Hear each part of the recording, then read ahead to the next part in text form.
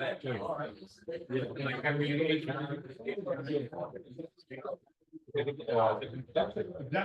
okay, I love the chapters right in that. Sorry, different from. Very cool. That's enjoyable. And It seems we've sort of settled down, which is hard. I would hope people would like to talk, so thank you all for showing up tonight, coming out, and the weather was beautiful. But we're beautiful, right? Tonight, we have a treat. We have Suzanne Frischkorn joining us from, you live in Syracuse, right? You guys live in Syracuse? Yeah. Okay, from where? Huh? Welcome to New York State again. So Suzanne's gonna read us some of her work and talk about some of her work. And before we get to introducing Suzanne, I just want to make a couple of announcements. So the first is dates. Get your calendars out. August 23rd is our next reading. And we might, that's Anthony DiPietro, poet from Rhode Island, who's really good. I've had the privilege of being in a workshop with Anthony and watching him do his work and sort of reading it in draft form. It's really fun and interesting for that. And, he'll be here. He's going to talk about gay identity in America, among other things. And his book's called Kiss and Release. And it's just an interesting book. September is Corey Zeller for European. Also went to Syracuse for his MFA, I believe, right? Studied in Syracuse, lives in Erie, great poet, writes a lot about life in Rust Belt, among other things, really a terrific poet. And then we have a fiction writer in October named Jennifer Sears, who is a former Mennonite, and she writes about that. Lives in New York City now, so you can't get more so polar than that. That's the next 3 months. I think Corey is the September 20th, and I think Jennifer is October 11th. So, for those dates, and August 20th. Before we started today, Mark Galicchia, there he is, Mark Galicchia. A brilliant man. Shine. Sent me this article called How Memorizing Poetry Can Expand Your Life.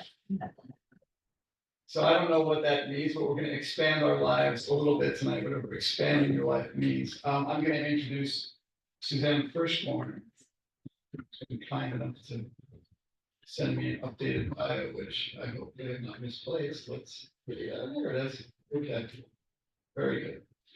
Suzanne is a Cuban-American poet and essayist. She's the author of 4 poetry books, most recently, Whipsaw from Anhinga Press in Florida, and Fixed Star, Jack Lake Press selected a Forward Indies finalist, plus Girl on a Bridge and Lit Window Pane, both from Main Street Rag Press, excellent poetry press, as well as 5 chapbooks.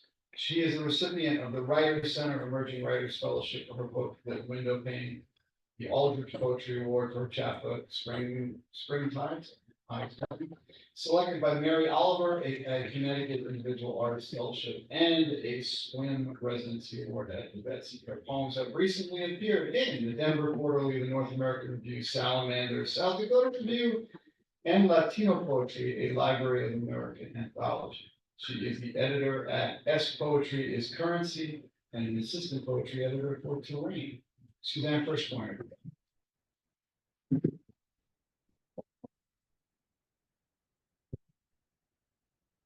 Yeah, it's been a strength, more abbreviated when I have to live up to that.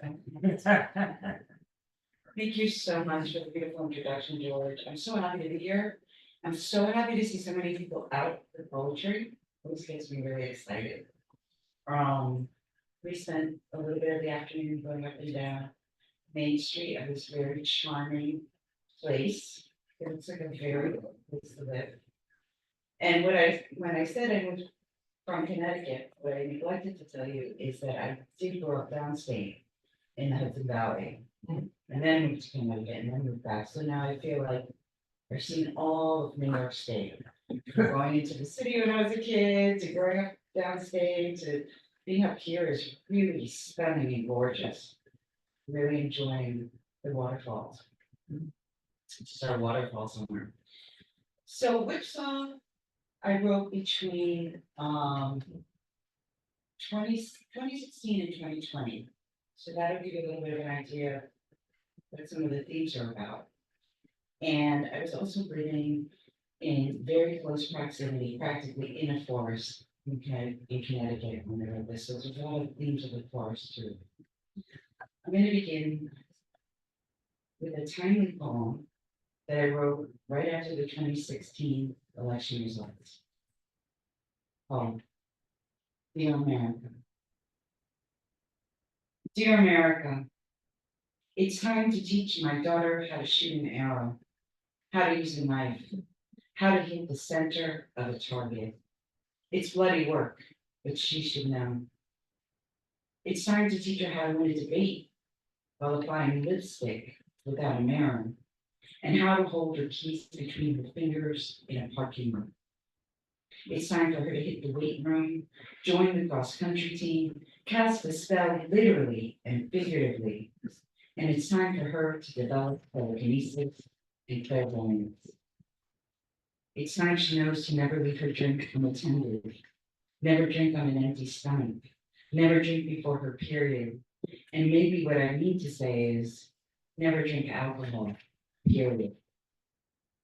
It's time to learn that one day she might switch grocery stores because a guy on staff there gives her the creeps. And even if it was convenient to travel across town, it's always best to trust her intuition. It's time to teach her that when a grown man stares at her new breasts, she is not the one who should feel ashamed. America, she's her mother's daughter. She's got this.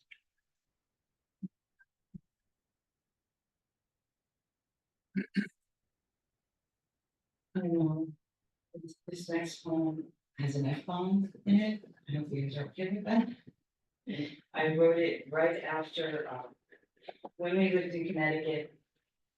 We lived about 15 minutes away from Newtown, where my daughter, when that horrible mass shooting happened, my daughter was actually in first grade. So I resisted and resisted writing about the mass shootings, but they just kept happening after that. I kept happening and happening, and I wrote this one right after Pastor Street. I remember writing the draft. It's called Backcountry. The shooter was white. We lived in a verdant forest, 20 minutes from everything. Summer's leaves screen the road, every sunrise caught and cradled in branches. Our perimeter lined with stacked stone walls. When it all finally goes to shit, that's something anyway, not being an easy target. The shooter was a loner. The shooter didn't talk to anyone. He was in his 20s, wrote a manifesto, streamed his shooting live. His mother bought the guns. He graduated from a high school. No one would fuck him. No one raised him that way. No one followed up. No one can believe it happened. They never thought it would happen here. At the carnival, the strangest of places to escape news, colored lights corral the dusk. Dark clouds speed toward us. Lightning flickers sky. We gather our children and drive home.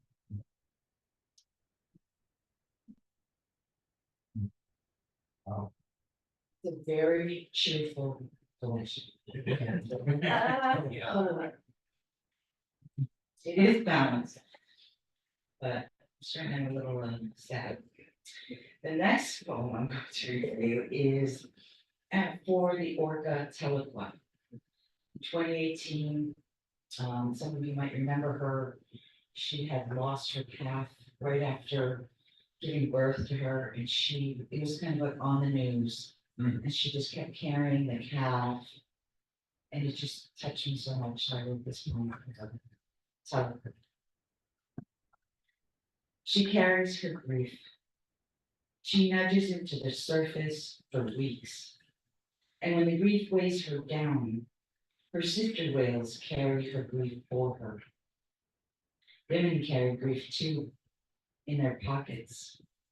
Their grief is like sea glass or stones or loose change. Mourning, fox or deer or coyote cut through our lawn. They still and turn to look at me while I smoke on the porch. Telequa doesn't know that I see her, that I carry her grief in my pocket. Telequa, I carry it. I carry it. I carry it. I carry it. Only very few of their cats and their pods have survived. It's very sad. Okay.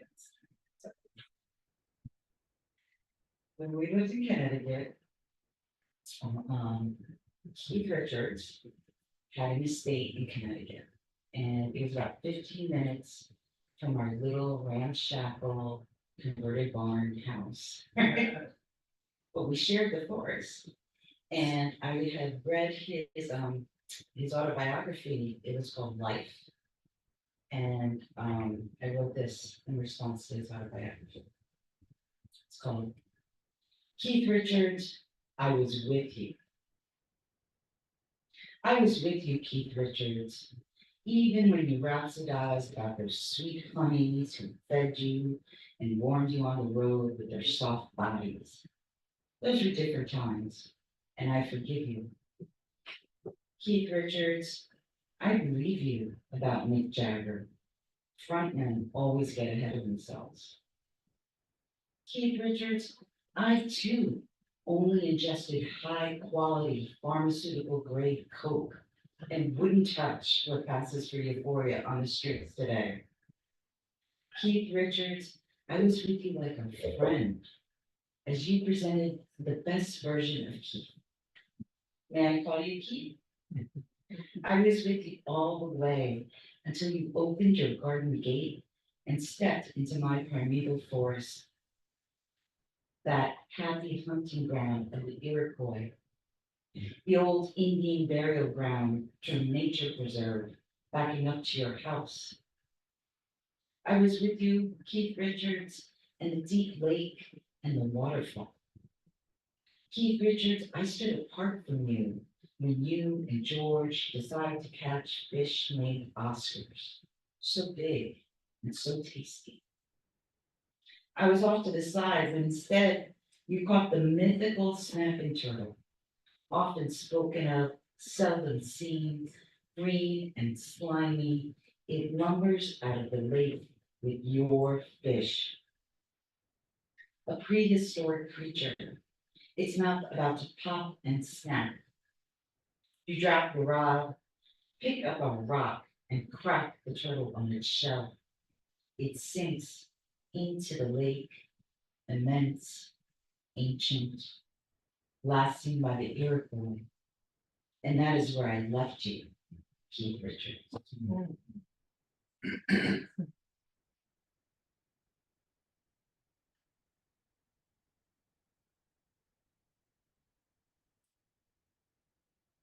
This next one is called Cops, but it's cops as in a stand of trees. Cops. You're right. I feel like I'm not paying attention anymore here. Sorry. When Congress slipped a note to sell off federal lands, to deforest and develop, and to cut enlightenment from the American landscape, I began to memorize definitions for the words copse, gully, rill, rivulet, orchard, maple, oak, linden. A place in Antarctica hoards every seed on this planet underground for the apocalypse. Last night, a tree fell in a windstorm. The crack sounded like a split in the universe. It fell in the road and blocked traffic like a protest. This morning, the town came and ground it down to stone. It's still windy. The trees sway outside my windows, rendering their own march, waving, we are here. We are over here.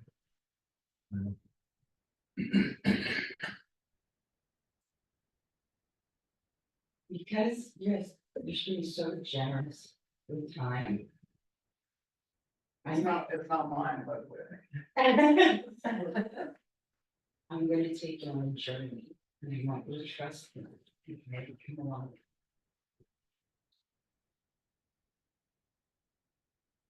The origin of my hard times in Idaho. One day, I awoke under fluorescent light and in a dental chair.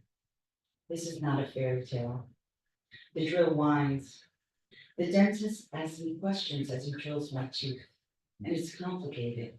Manners, the urge to be good. I don't know if the man who came to our home and pulled out my baby tooth with a pair of pliers was a dentist.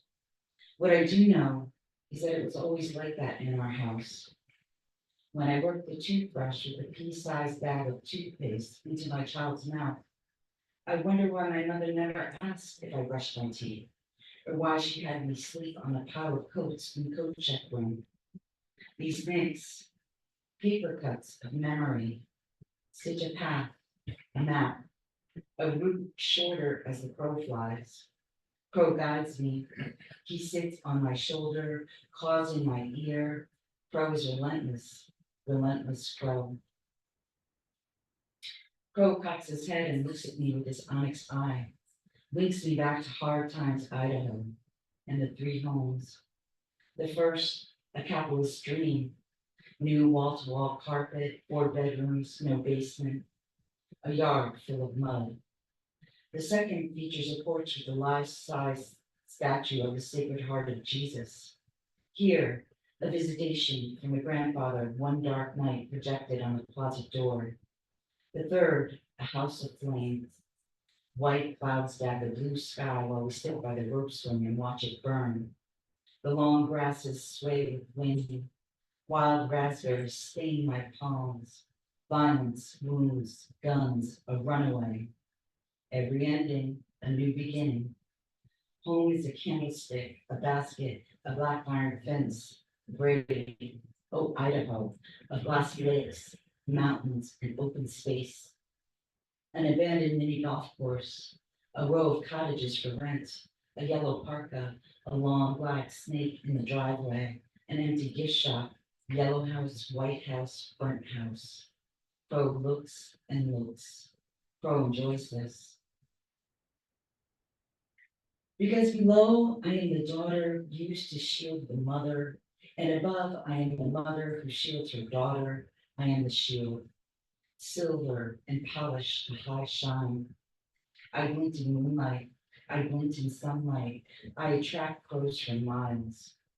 Crow brings me trinkets, a bit of foil, a fragment of bird nest, a sprig of pine, a shoelace. We take the path down to the mothers, also known as the 3 brujas. Swathes of residual spell bindings line it like a bassinet. Here a note postmarker, there a crime scene photo, a library lamp lights the shadows. We fall like snowflakes, worn paint on a red barn, broken window pane. A sapling grows in a rain gutter. Get dressed, we're going hunting. Crow shakes out his feathers. The rain spout pours out rain. I brush my hand on the trunk of a loblolly pine. We descend across the stone arch. I twist the silver ring on my finger. A floor lamp lights the dark corners. The first 2 witches, Mary and Mercedes. The stallions snort when we say their names. Did you see the foxtail caught in the periphery? Mary, daughter of Anastasia, maid at the Della Cisneros household, raped by its colonizer's son, begat my mother. Mercedes, was by all accounts a mean witch, a badass witch, who scattered her children to the four winds and never looked back. That witch begat my father. Is it any wonder that my father married my mother? Crow caws, he caws and caws and caws. A root wraps my ankle, oh gnarl, oh trunk knot, oh, oh, oh. Rasa, free me, gallop, fierce and fast, speed into the underground forest, victor of memory, briar and thorn, every day I wait for you. The third witch pushed me from her breast. I sprouted from drops of milk that fell to earth. Lily, when shall we meet again? In the thunder, lightning, or the pouring rain? Crow circles of fog, January sun like the moon. She was a beauty, malignant inside. Something went awry, full of scorpions in her mind. Lily, what are you seeking? I seek the path out of darkness. Lily, what are you willing to abandon? The hole in the chain link fence without a gate, the fleet of school buses lined up like number two pencils.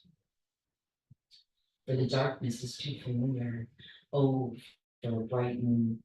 Racked is a journey without end, gagged and bound by memory. Enchant me, take it from my heart. The entrance of the sewer tunnel is a wide concrete mouth and harbors a trickle of water to lead us to the dark. Crow, a boy of 14 with night black hair, holds my hand when the passage narrows. We squeeze through the rough crevices, we stoop, we crawl, we walk the tunnel in the darkest of darkness. After some time, we reach the exit. The sun blinds us, and Crow is quiet. We take in the headstones, the loved and the unloved. Not once did we spy a caretaker during the eon we stood on the threshold. Before I step out of the tunnel, Crow reminds me. I work a silver coin from my mouth. I pull a silver coin from my shoe, another from my pocket. Crow plucks the last coin from behind my ear. Each silver coin dropped in the offering box with no candles to light. Not a branch cracked. Our footsteps left no echo. I was unchained in a dry bathtub. And here is the truth. I've never been to Idaho. I couldn't wait to get out of that town.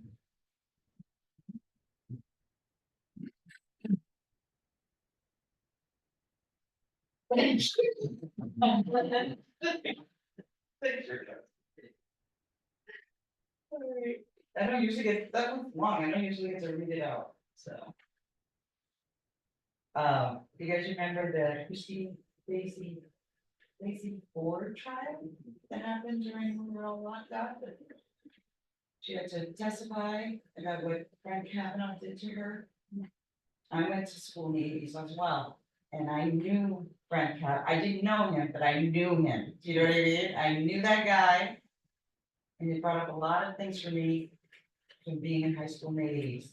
And I had a daughter who was a junior in high school at that time and looking at colleges and all that. So I wrote this poem. It's called Nocturne. The coyotes create an auditory fence. Two rowdy boys sound like a pack, and some beings are happy tonight. What scent do they catch? Their howls echo yowls. This is their territory. It must have some view, not like the view of the old cape on the cliff. Its shingles weathered driftwood gray. That view, a stream of exhaust, trucks, cars. On a clear day, you can gaze at the strip mall. The view here tonight is the glow of my cigarette, like the most boring firefly, moving up and down, never zip, no zag. The coyotes swallow the sounds of the forest, overtake it like frat boys pick off freshman girls. Once a star of a class, now a chime in the distance.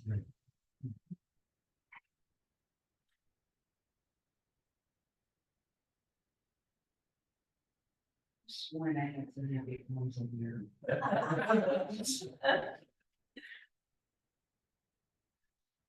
Forest, early autumn. I fixed on the overstory. How the trees slip their reds and yellows on bit by bit. Once I was a detail in the understory. I bloomed in shade like some weird poisonous plant. And also the victor of a fable written before I was conceived, before I germinated in a scat that covered the whole of my childhood. Why did my father strive to drag me back to Hades at twilight on Wednesday night? I want to write about the forest, the way leaves change in a seductive slow dance in early autumn. I want to explore root systems, how parent trees guide nutrients to their sap. I want to tell you trees grow close to each other over great distance and many years. He tried to drown me in his bottle of sorrows. He keeps it by his side while he takes columns of who wronged him, how, and why. Trauma is delicate. 20 years can pass, and like a hair-triggered pistol, someone explodes. Someone says, enough.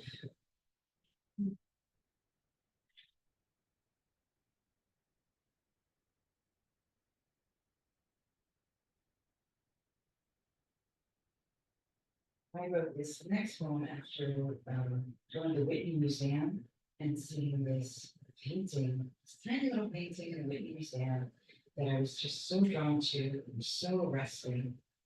And it's called Winter Fields, 1942, Andrew Wyeth.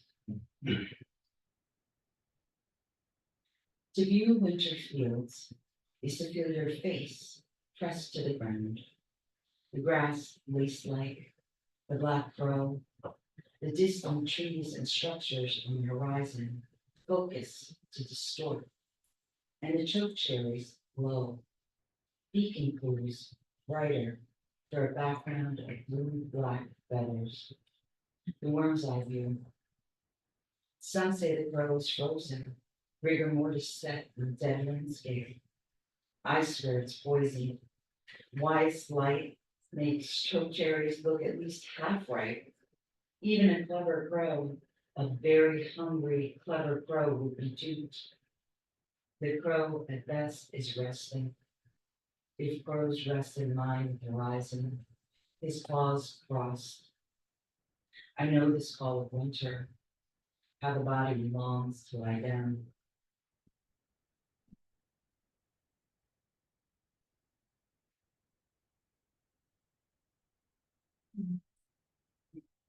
How am I doing at mine? I'm taking notes, so I don't know.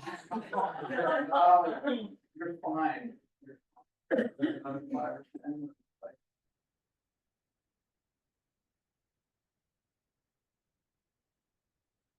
Okay, I've heard it said that every poet has a dope poem. Next one is mine. Doe. Caught between stumble and rise, the doe young, the day entering twilight. We drive north, others south, cars driving home in the corridor of woods. Her struggle to right herself loops like a reel.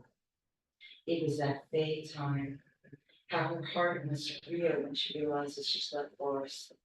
The road's vibration like the scrape of metal in teeth for her hopes. Wood scent within reach. She is righting herself as cars speed past her, speed toward her. In that dangerous time, twilight, the refraction and scatter of sun rays when the sun slips below the horizon. Another reel runs in another day. Time of most fatal car accidents. Tired drivers, blinded by sun on the road. Her natural grace abandoned her. She favors her left side, the doe in the midst of righting herself, her eyes on the woods. The fae hold their breath. Sunlight refracts, the sun edges horizon, twilight, she stumbled. She's half rising. The doe favors her left side in the midst of rising. This reel loops and loops all evening. Her leg, the struggle in the road I drove past, tired heading home. Other cars, other drivers, tired, driving north, driving south, cars on pavement and corridor of woods, and she caught in the middle, with shadowed sun rays and the horizon and twilight. Her heart, my heart, reels. In my rearview mirror, the doe. I drove past the doe after she stumbles, and as the cars rushed towards her, and then like a reel that breaks, I never learned if she returns to the woods. She's forever caught, half rising in twilight, in the middle of the road. And the last poem I'm gonna read for you, is the last poem in the book, and it is a poem I wrote, around the time of the 2020 protest against systemic racism. It's called Homeground. This bird call would be mistaken for a fading bottle rocket, and the peepers would sing their Greek chorus. There is a lot to be said for the preserve. It has more than a little, a lot of good things. Water, of course, ripples. This is sound geography. The low takes the high. Do you remember the morning after the ice storm? How the wind through the branches sounded like the parting of bead curtains? June now, and all over America, helicopter blades cut through birdsong. Thank you, guys.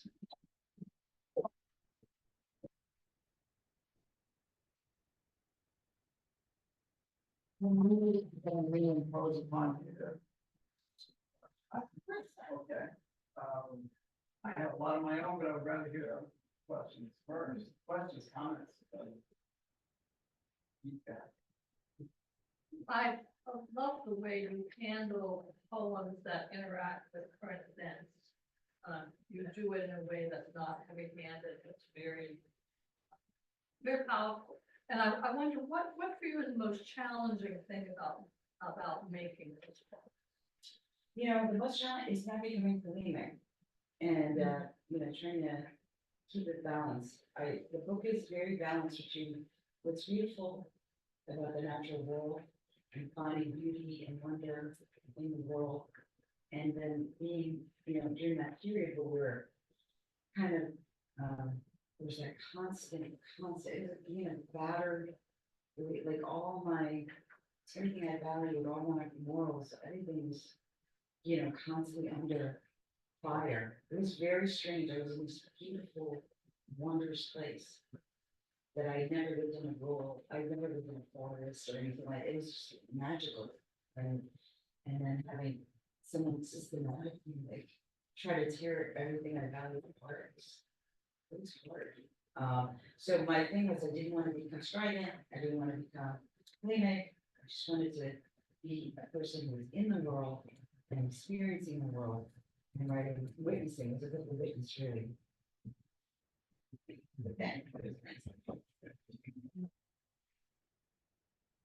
You spoke a bit about, I believe, from your time living in Connecticut on the forest land there, and I was curious if the location that you developed your sense of place from would have been like close to southern Rhode Island, where we recently spent.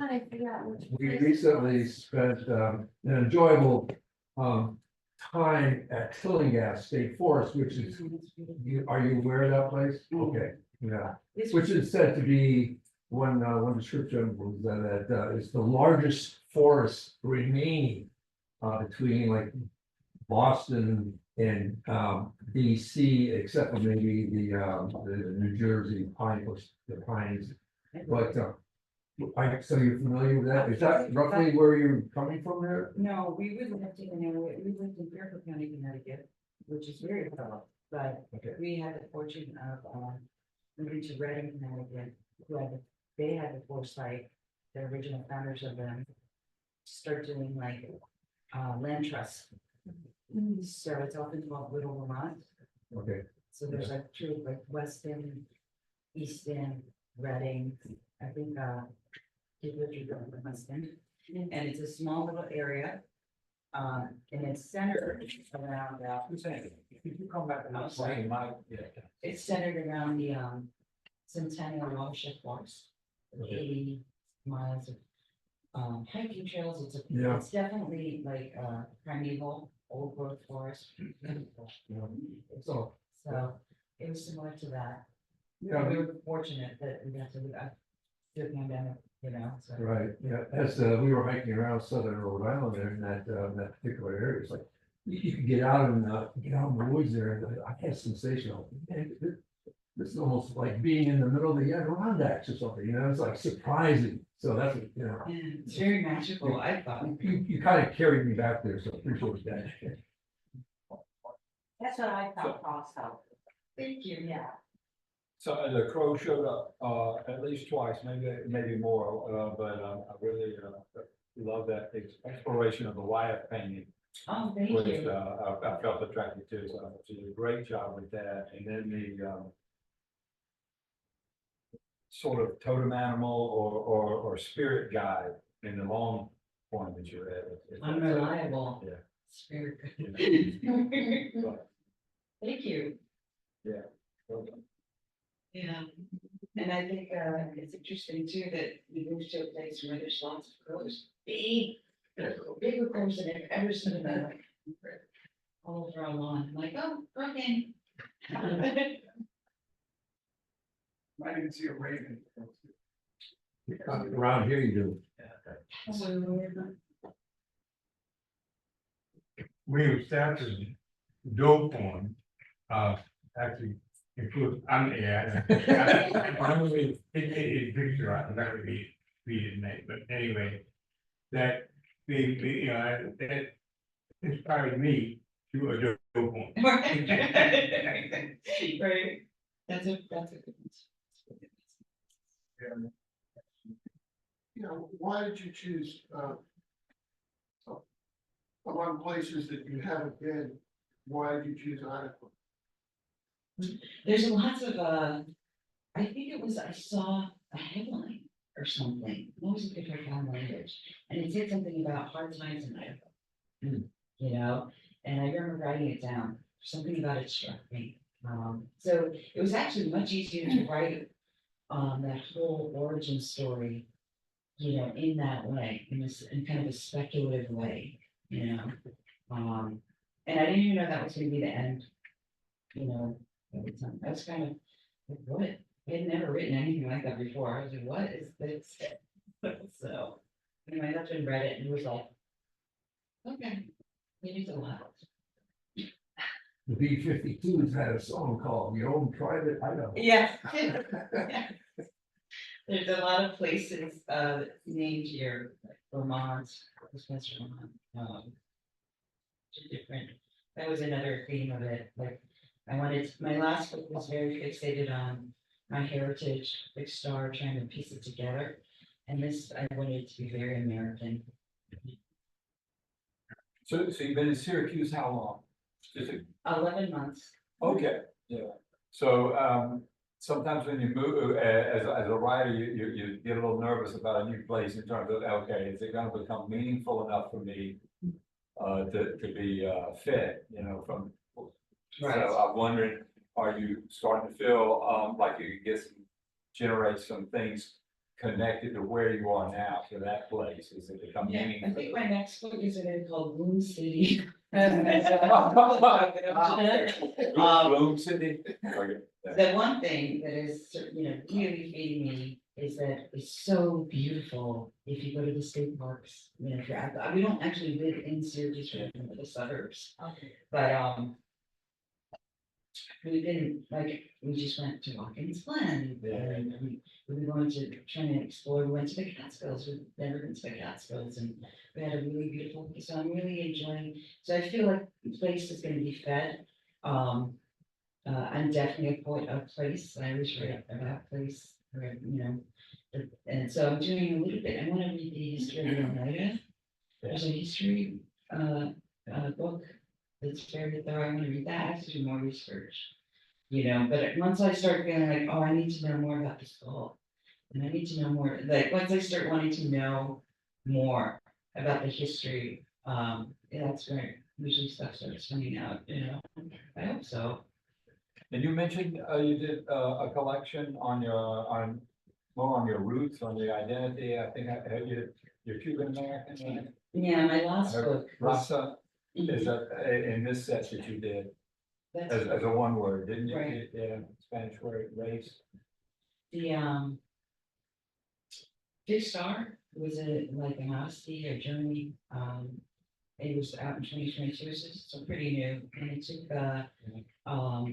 it was kind of like me trying to find out my history, and it led to a lot of research on Cuba, research on relations with Cuba and the United States, and research and a trip to Spain, and so much. I read so much to write that book. And it was like kind of like a journey that led me to realize that the people that I belong to, the people that I'm most connected to are other writers. Those are my people. And in the end, that was like kind of the results, but it really helped me piece together. It's very different from Six Star. It has like 2 sonic crowns and those poems and lyrics. Yeah, very different.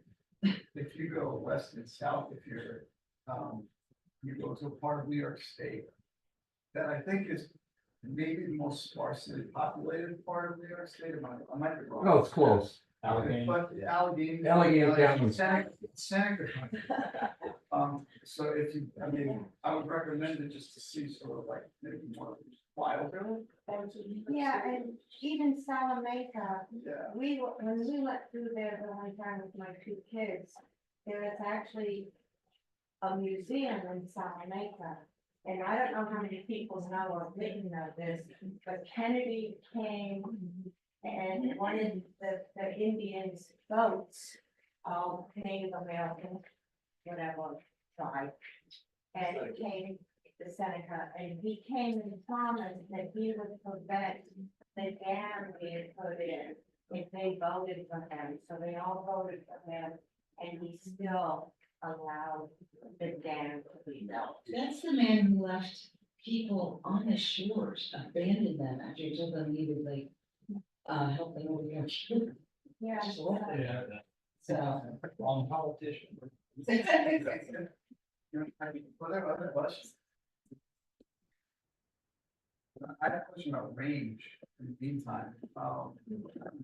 That poem, that the long poem you read, ranges. Think about long poems generally, place of them. But also you said you're writing a poem that's not sort of like neat, sloppy, rangy kind of poem. Like, I don't mean that in your poem, like sloppy, but like it just goes, it's associated, it goes, it's a journey. And then the idea of range, like you're a rangy poet. I read some of your work. I've been called a rangy poet, which I don't necessarily like. So it's like you're a little bit of this, a little bit of that. Your use of form, the different approaches you take to form, you have tremendous range. I take it also as a compliment, that you can do all this. Are you conscious of that, or it's just sort of like this is the poem I have to write at this moment? It's got to be in this form. It's on this subject, or you try to. Well, I get bored easily. Like I usually do. Yep. And I always write against the last book, right? So it starts very formalist and had all this, very tightly structured, you could almost read it as one poem. So this I was writing against that. I wanted it to be kind of sprawling and free and more experimental and doing things. And when I very first started writing, I was like, I was writing these very tight, imagistic kind of lyrics, And then you want to think, well, no, is that it? Is that all I can do? You master that, and you want to try something else. Then I was really admiring the folks who are writing like Richard King, the really lush, beautiful, meaningful poems, so I tried to do that. And then what happens is, we have range, but what you see after, when you see all your books together, you have a voice and the stylistic things that go throughout our range, right? Right, they're inescapable. And one of the nice things about not being a celebrity poet, right, winning major awards, is that people don't get angry when your book is different from the last one, right? I feel like there's a lot of freedom in that. I mean, and the joy of it, you know, you should do it, all right, buddy. Are you dropping hints or? Well, it's getting more abstract and cerebral, and I'm fine with that, you know, yeah, and I'm enjoying it, it's more about the language, you know. And the sound. So that's one of the things the first thing that occurred to me as I was reading your poems, was your use of sound. That's one of the things that sticks. Not just the framing, but also consonants and vowels and the words and how they play off each other. With rhythm. And that long poem, I really felt that sense of rhythm kind of like flashing over me, which is kind of what I like from a long poem. I want to carry it along. Whatever. What are you thinking about sound, about space on the page too, when you're writing? Are you just kind of going with it, or are you plotting? Well, I forget who said that. Someone said that there's like the four elements of poetry. I forget what it is, but some people are really good at like a narrative or the images or the sound and yeah, that thing. And I think that's one of the things that comes most naturally is the sound, right? That just happened. I don't really try. You know, I'm always perplexed when people are like they were editing for sound. I'm like, what do you know? So, but as far as how the poems look and the line breaks and all that stuff on the page, that's where my editing comes in, and I really love that part. I love, it's almost like sculpting to me, like to get everything that it should be. That's the fun part. I know, I really enjoy revising, making things, and you know, revising so that your ego's out, and it's really just about the poem. It's not about you at all. It's about making this just, you know. Yeah, that always comes, like when I have a conversation with people who don't write poetry about space on the page, it always comes as a little bit of a surprise to them. These paintings here are by my dad, by the way. And when I've talked to him about this, because he paints, he doesn't write. Yeah, me too. And you know, when I talked to him about it, he was a little bit surprised, sort of like, yeah, there is this element of space and how it affects the rhythm. And White space is right, it's really, Composition of space. yeah, absolutely, right. In a 2x2 plane. In a composition of space. Yeah.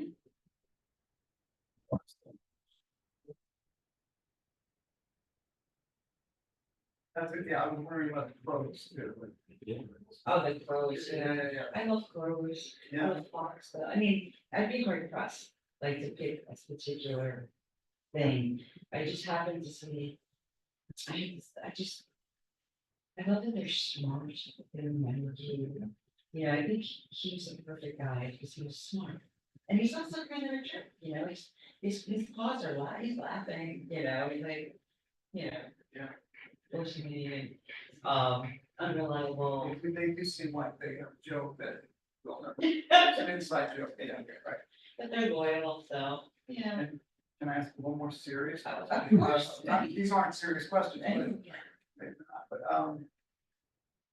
you're writing a lot about women's experience in the United States, obviously. We are clearly at a moment right now. What are you thinking about place of women right now, where women are in American society right now, and what you like, what you might like to explore? Well, feminism is something that's always part of my perspective and through all my books, actually. That's the other thing that is always there. There's a, you know, the things you go back to, things that are important to you. We, in the, maybe in the 2000s or so, women have come a little bit farther, but not far enough. It's still dangerous to be a woman. I'm still terrified for my daughter. I'll give you an example. This night, help you see how scared I am. My daughter had to get her wisdom teeth out. She had to go under anesthesia. The man, it was a male dentist. And in my heart, I did not want to leave her alone with him. That's the way I have been kind of like traumatized by just being a woman, you know? This is like where my mind goes first. I'm like, make sure you don't wear anything. Be clear, wear a hoodie. Like, I'm like, just don't make it easy for him. That's, you know, and I'm like scared that I'm damaging my daughter by, you know, finally, it's like, you know, it's not about you at all. It's me. And I don't trust men. I finally, it took me a while to say that. I was like, I don't trust. I think he said, I just don't trust men. Just because of how I grew up, you know, and the value that women, the non-value that women's lives had, their bodies had, if they, you know, how they, you know, aren't believed, you know, so that is a big, and so I'm like, fantastic, you know, we have a woman of color, a qualified woman, you know, to stop, you know, but I'm also, we had that before, look what happened, right? So we've been so oppressed for millennia. So seeing us, people say, oh, well, you know, and now our rights are getting taken away again. By these local entities, you know, so I don't know. You know, so as a mental health counselor, and it's so interesting because it's coming up so much more with the females who come in. And so like, I remember my mother fought for women's club. I grew up and thought, okay, I don't have to do it anymore. My mother got it. But in reality, when, you know, it's back to the stage where if you're a teenage girl walking down the hall, the male teachers will say, where's that pretty smile? They don't say that with eyes. It's like, why do I have to keep a smile on my face? When I bought my first new car, they sent him a congratulations on the purchase of your new car. His name wasn't on it. When I went back to grad school, they sent my report card to him. I opened up all the accounts. His name is first. Why? I just want to stay out of it. It's a nature. And I can't tell you how many women have gone to doctors, and I got my own, where I went to the neurologist, and the neurologist said it was all in my mind. And 1 year later, the top neurologist in Rochester looked at it, and he went. I'm pretty sure that doctor got in deep trouble, because he said 1 year ago, your sciatic nerve was completely blocked. And 1 year later, it's already done some damage. This is common. This is like, Yeah. every woman has an experience. I only go to women doctors, you know, if I can remember that. And while we've made some strides, because we have more women on the courts and more women, you know, educated and doing, and it'd be nice to feel safe. You know, I don't know if that's possible. Yeah. But like in my lifetime. I have Already a I had a woman today who is being bullied by her ex, and her lawyer is telling her to just be nice to her. Good luck, good luck. Just do what he wants you to do. If it's any consolation, I mean, what we did was planted by robots in 30 years. So, But there's that. that's not funny either. Always so cheerful. I know. Yes. No, but I think. We didn't have a cheerful day today. It's like, I'm sorry. there's no cheer- I should have brought some of my other books, especially Frishkorn. Very But I will continue to be writing about probably feminist topics, feminist point of view all the time. That's one of the things that comes up, Yeah, you mentioned witness earlier, and I thought about Carolyn Forche, naturally, you said for your witness. Wonder, do you have favorite poets other than yourself, who are poets of witness, or sort of observing outrages in society? Well, Who else? It's really good feminist stuff, and of course, as soon as you said that, I'm like, poets, what? I don't know. I can never answer that. So it's, Right now, I've been reading a lot of essays by, and books, I'm on a real Rebecca Solnit kick. Oh, yeah. Oh, yeah. And I love her, she's writing so much, it's very, she's not a poet, but it's very lyrical and beautiful, and I'm really into her, she's a feminist. But not, what I hate about the term fem, I think a lot of people think that means I don't like men. I may be scared it's men, but I love that guy over there. I have tons of beautiful romantic poems written about him. And that's what I told my daughter too. I said, I don't trust men. I said, the only man that trusts you, yeah. So, I don't want it to seem like, oh. Yeah. It's funny, I wonder, and obviously it's particular to women, this kind of fear. But I had a grandfather who's the most common, bit of advice was don't trust a shirt on your back. So I think, there is that strange, human being on top of it. You trust. Of course, everyone is rooms. I know that. They're all bad. It's just a weird thing. It's like a weird instinct. And you should There's a lot of. Any other questions? Here's a different I have a chair. I'm really sorry. No, you would thought,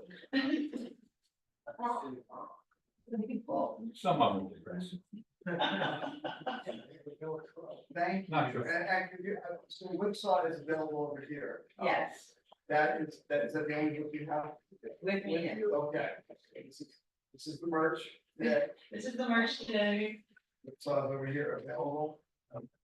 Signing. Yes, so Suzanne, thank you very, very, very much.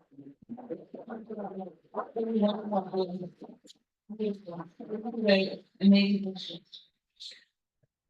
Thank you. And we will take a little break now. Breathe. What?